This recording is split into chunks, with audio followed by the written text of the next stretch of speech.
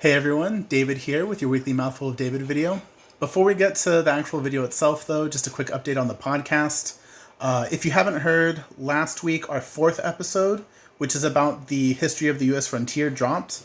And it's not just about what happened on the frontier itself, but also kind of what the idea of the frontier represented in US history and how that affected the US as a whole. And so I'm really happy with how it turned out. So go ahead and give it a listen if you haven't already.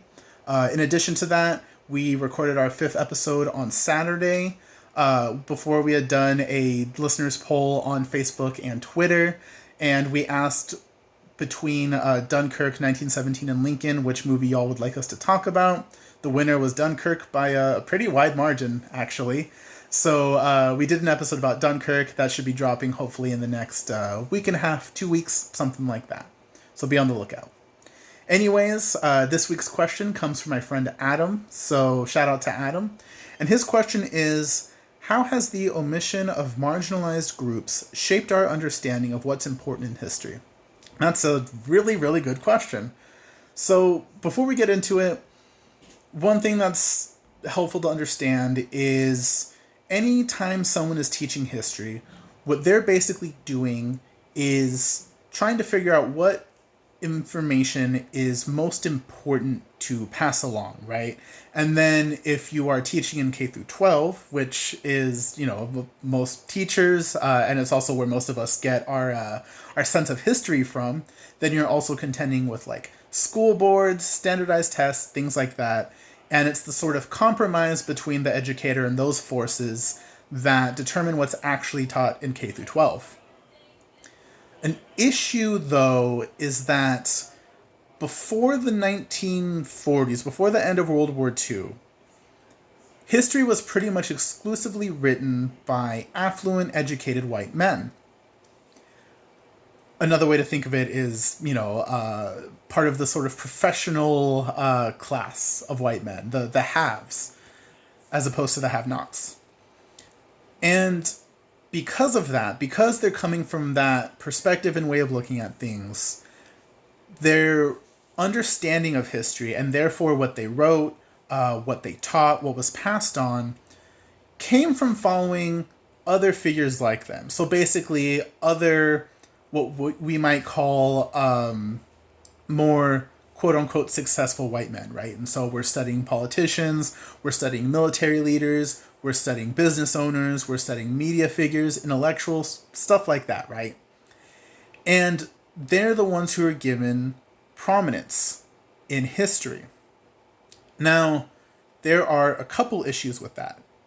Of course, the first and kind of most obvious one is that, everyone's story matters and everyone deserves to be recognized and looked at, right?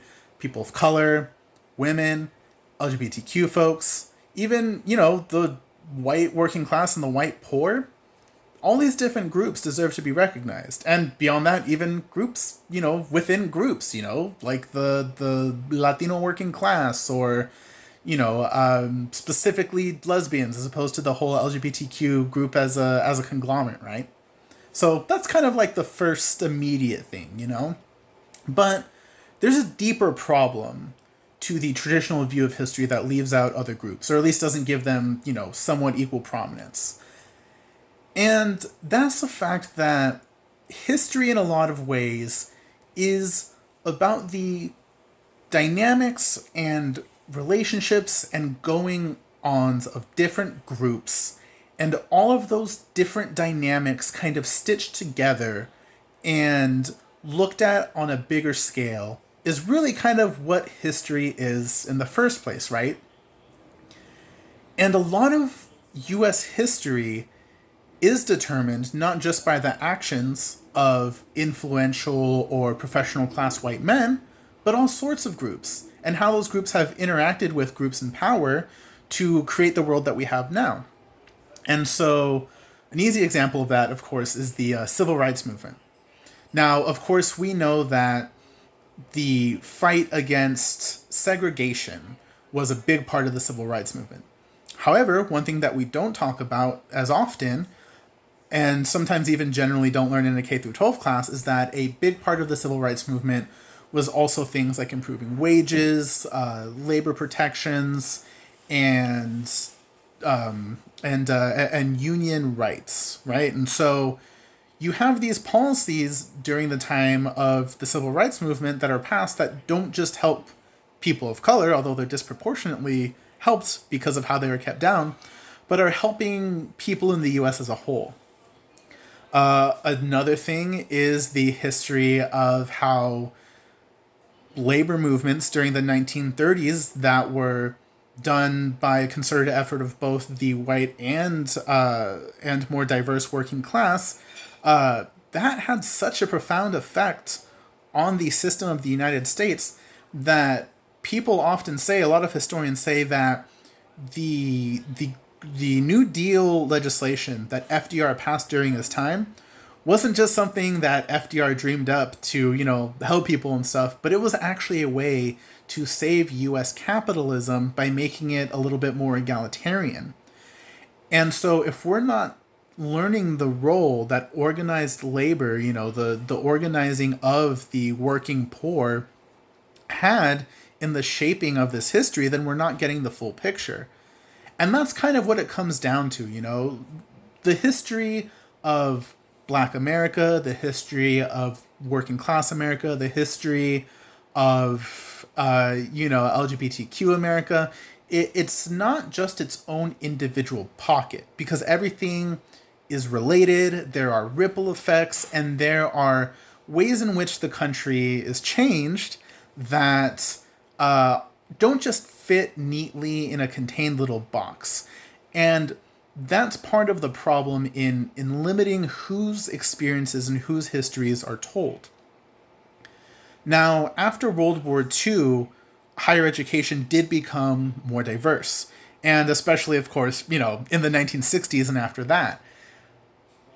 But we still kind of use that same model in a lot of ways, but we've just upgraded it to be a little bit more diverse. We talk about now the civil rights movement.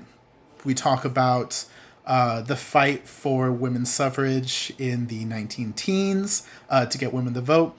We talk about these pockets of diversity. And, that's, of course, an improvement. That's good. But we sometimes don't look at the bigger connected picture. And so because of that, ironically, sometimes the progress we have made, looking, for example, at people of color, it does feel like a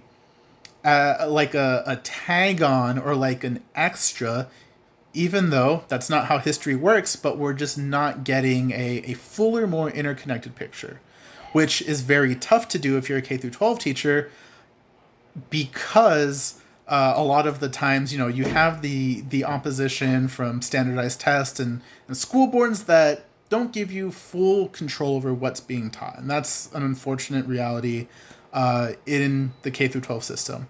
But that being said, there's still amazing teachers out there, amazing educators who are finding ways to make it work. So anyways, that's this week's video, everyone. Thank you for listening. Check out our pages if you haven't already. Other than that, I hope you're all safe out there and have a good week.